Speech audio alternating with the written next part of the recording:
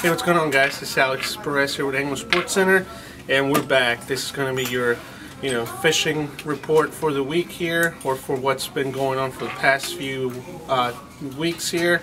As you guys know, rock fishing is pretty much sort of done up in this area on the upper bay. There's still fish to catch, but just not many. Trolling has been pretty much the thing to do, out there. Pretty much anywhere south of the Bay Bridge to Bloody Point and those areas, on the channel edges, you're gonna be you're gonna have to use heavy weights. Get down 20 plus foot of water. Most of those fish are stacked on the bottom, and sometimes they're kind of hard to get them to bite. Besides that, if you really want to know where the bite's going on right now, where your best chances are, you're gonna have to travel a little bit down south. And when we're talking about down south, it's really far south. We're talking about pretty much Point Lookout into Virginia waters, what they call the triangle from the Potomac, the mouth of the Potomac, to the Tangier Sound down towards Virginia waters. That area of 66, buoy 66 and below, you're going to be finding most of the fish there. And as you guys seen probably anywhere on the internet, Cape Charles area down there in the mouth of the Chesapeake Bay, that's where most of those big fish are. They might move up here. I personally doubt it. I think they're going to be staying down there. Might see a couple, getting lost and coming up this way. Trolling, like I said, is going to be the big thing down there. Also jigging heavy 1 ounce, 2 ounce bucktails and jigs with bigger 7 to 10 inch baits down there. Also, they're fishing deep water, 50, 60 foot of water. That's going to be the bite down there. If you're going down to Cape Charles in those areas, eels are going to be your best bet. Kind of slow drifting eels, that's going to be the best thing. Now, if you're in the area here and you want to go for rockfish, make sure you find some hot, water discharge areas. For example, there's a couple in the Patuxent River. There's a couple on the Patapsco River. Up by the Key Bridge. As you guys know, there's a big power plant there. It doesn't produce, warmer water all the time, but it does, a couple times a day. And also by the Inner Harbor. So those areas will produce you, small size rock, and you never know, you might catch some big ones.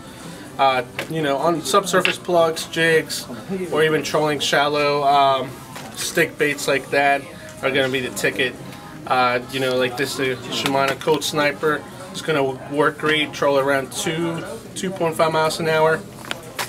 Shallow water, 15 and lower, you'll be able to find some fish. Now, just because rock fishing is almost done, the season's almost over, doesn't mean you're not going to be able to go out fishing. It's pretty much what I like to call panfish time. And, just a little thing to keep in mind, Sean Kimbrough came out with this book about a month ago or so. Great book. It's pretty much specializes in the area around here, all about panfish, crappie, yellow perch, bluegill, so on. If you really want to kind of read something about the fishing out here and get to learn something different, make sure you pick up his book. We have plenty in stock. It's also going to be a great Christmas gift, for dad, grandpa, whoever that likes to go fishing. Now let's get into that. Pretty much crappie fishing's been really good in most of the rivers down in the eastern shore, anywhere from Upper Choptank, Marshy Hope, the Upper Chester River. All those areas have been producing a decent amount of crappie. And remember, you're fishing tidal water, so it also kind of involves some of the tidal waves there. For what we've been hearing, it's been mainly incoming and outgoing. Same thing for yellow perch in those areas. If you're on the western side, and you can have, if you have access to a boat, Upper Seven Rivers has been producing a couple perch. If you want to go shore fishing in the western shore around this Annapolis area, Beechwood Park in Pasadena has been producing a couple perch with shad darts and bull minnows, and a couple pickerel. Middle River has been producing a decent amount of yellow perch up there, also mixed in with some crappie in the upper headwaters of there and some of the creeks there. Some of those to show you that you will need, it's pretty simple. Beetle Boo, 1/16 ounce, 1/8 ounce jigs, put a minnow in there under a float, it will work great. This is more of like a custom version of that. Captain Birds, candy jigs, pretty much different style hook. Really good for live bait like minnow, scratch shrimp. Those will work great, different colors. If you want to cast lures and try your luck with some different lures, this is probably one of my favorite lures to use anywhere where I've never fished before. This is a little thin fisher. It's almost like a little rattle trap.